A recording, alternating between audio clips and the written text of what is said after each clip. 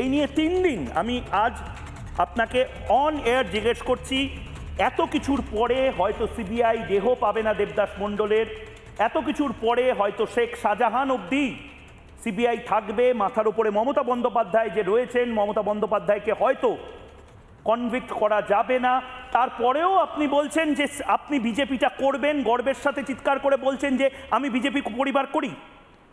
অবশ্যই আমি বিজেপি করব, বুক চিতিয়ে বিজেপি পার্টিটাই করব। 2026-এ হেরে গেলেও করবেন?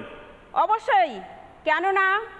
আজকে তৃণমূল কংগ্রেসের নেত্রী দিদি আপনার বরকে কুপিয়ে মেরেছে, আপনার দেওরদের বডি পাওয়া যায়নি, আপনার ছেলে যাদবপুর বিশ্ববিদ্যালয়ে পড়াশোনা করে, উচ্চ মাধ্যমিকে 14th হয়েছিল প্রীতম।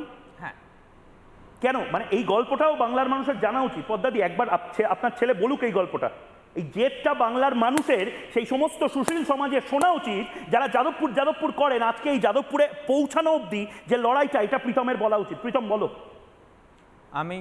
আমি যখন আমার গ্রামের স্কুলে যখন এত কিছু ঘটেনি, তখন খুব সাধারণ একটা জীবনযাপন করতাম এবং বাবা স্বপ্ন দেখতো যে আমাদেরকে একটা ভালো স্কুলে পড়াবে।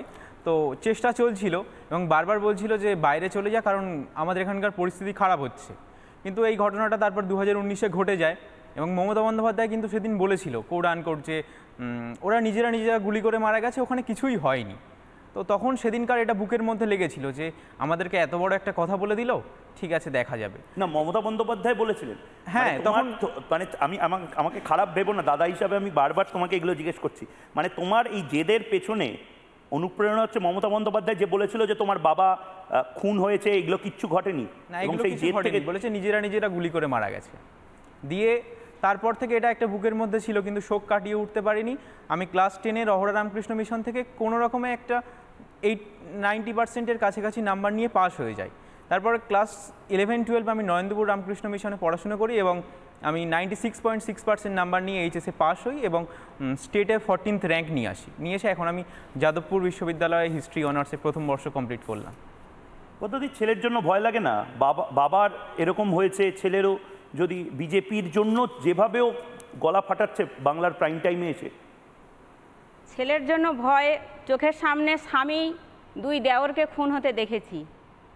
আজকে এই পদ্মা মণ্ডল যদি চোখে চোখ রেখে না লড়াই করে, তাহলে এইরকম প্রদীপ মণ্ডল, সুকান্ত মণ্ডল, দেবদাস মণ্ডল অনেক মারা যাবে। আজকের পশ্চিমবঙ্গের মাটিতে দিকে দিকে যেভাবে আমাদের হিন্দুদের উপরে আজকে চন্দন দাস, হরগোবিন্দ দাস শুধু হিন্দু হওয়ার অপরাধে খুন হয়েছে, কুপিয়ে খুন করা হয়েছে। আজকের আমার চোখের সামনে আমার স্বামী দেওরদেরকে কুপিয়ে খুন করা হয়েছে। পুলিশ নিরপেক্ষ, সরকারের কোনো বিচার নেই, 6 বছর যাবৎ কেটে গেল। আজকের এই সরকারের রক্ত চক্ষুকে যদি আমরা না উপেক্ষা করি, তাহলে এরকম ঘরে ঘরে পদ্মমণ্ডলের সৃষ্টি হবে, এরকম শাখা সিঁদুর হারানো পদ্মমণ্ডলের সৃষ্টি হবে। তাই আজকের ওই রক্ত চক্ষু উপেক্ষা করেই আমি লড়াইয়ের ময়দানে নেমেছি। আজকের আমরা যদি মেরুদণ্ড না খাড়া করি, তাহলে এই চন্দন দাসের পরিবার, এই তামান্নার পরিবাররা মেরুদণ্ড খাড়া করবে কি করে? কারণ আজকে যদি এই 3 জনকে মারার পরে প্রকাশ্য দিনের আলোতে নৃশংসভাবে যেভাবে দেবদাস মণ্ডলকে যে রাস্তা থেকে বাইকের পিছনে বেঁধে টানতে টানতে নিয়ে যাওয়া হয়েছে, আমি মনে করি ওই রাস্তাতে গেলে আজও সেই রক্তের চিহ্ন, সেই রক্ত সেই রাস্তাতে একটা দাগ টেনে গেছিল। আপনি বলছেন যে আমি আমার প্রতিনিধিদেরও সেখান থেকে লাইভ করাবো। আপনি বলছেন যে 2 কিলোমিটার রাস্তা এরমভাবেই টানতে টানতে শেখ শাহজাহানরা নিয়ে যেত সবক শেখানোর জন্য। হ্যাঁ, সেখানে তো রক্তের দাগ, সেটা সারা হাটগাছি অঞ্চলের মানুষ দেখেছে। প্রত্যেকটা মানুষকে এই ভয়টা দেখানো হয়েছে যাতে মানুষ আতঙ্কিত হয়, যাতে এই সরকারের বিরুদ্ধে আর কোনোদিন যেন না মাথা চাড়া দিয়ে ওঠে, যাতে বিরোধী শূন্য করা যায়। সেই কারণে এই 3 জনকে নৃশংসভাবে মারা হয়েছে। কিন্তু সবাই দেখতে পেয়েছে, মমতা ব্যানার্জি দেখতে পায়নি, বুদ্ধিজীবীরা দেখতে পায়নি, আর প্রশাসন একেবারেই দেখতে পায়নি, যার জন্য আজকের 6 বছর আমি হেনস্থা পেয়েছি বিচারের আশায় এবং বিচারও পাইনি। না, কিন্তু আমি একটা জিনিস আমি বুঝতে পারছি না, মানে মাফ করবেন, আমি নিজেও কলকাতার ছেলে, আপনি মানে এই কনফিডেন্সটা পাচ্ছেন কোথা থেকে? আমি একটা বাইট শোনাবো আপনাকে।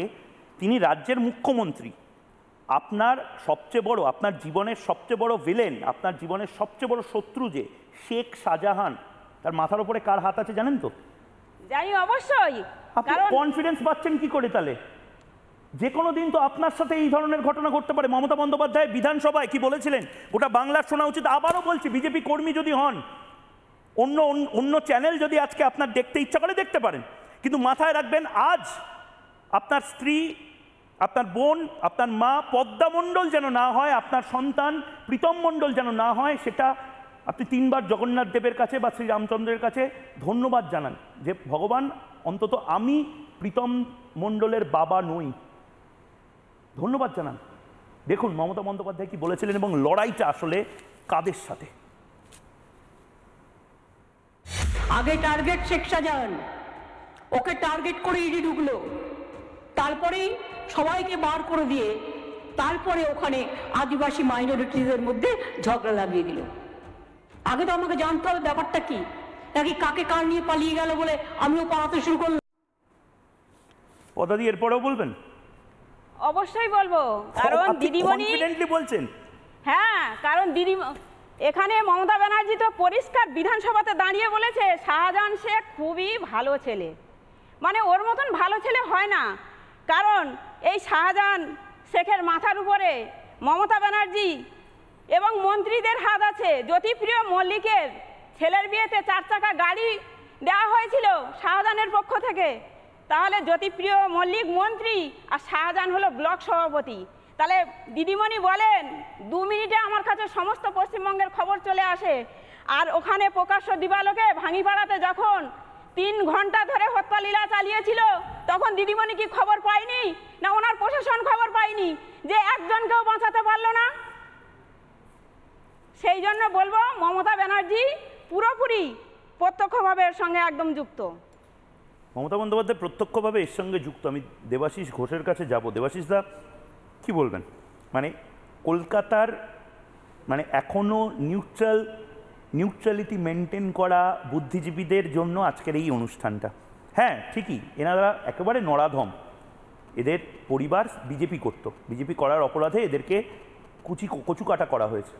হ্যাঁ সত্যি, এদের মধ্যে থেকে আমি তো, আমার ব্যক্তিগতভাবে মনে হয় দেবাশিস দা, যে প্রীতম মণ্ডল যাদবপুর বিশ্ববিদ্যালয়ের স্টুডেন্ট হলেও জেএনইউ এর তথাকথিত যে লবি তার অংশ হতে পারবে না। তাকে হয়তো জিজ্ঞেস করা হবে, এই তুই আজাদ কাশ্মীর নিয়ে তোর কোনো মত নেই? ও হয়তো বলবে যে আমার বাবা বিজেপি করার অপরাধে কচুকাটা হয়েছিল, আমার একমাত্র মত শেখ শাহজাহানকে নিয়ে। কবে বদলাবে ন্যারেটিভটা দেবাশিস? নানা ধরনের কন্টেন্ট দেখার জন্য লাইক করুন, শেয়ার করুন আমাদের ফেসবুক পেজ, সাবস্ক্রাইব করুন আমাদের ইউটিউব চ্যানেল। পাশাপাশি অন্যান্য ব্রেকিং নিউজের জন্য অবশ্যই চোখ রাখুন রিপাবলিক বাংলায়।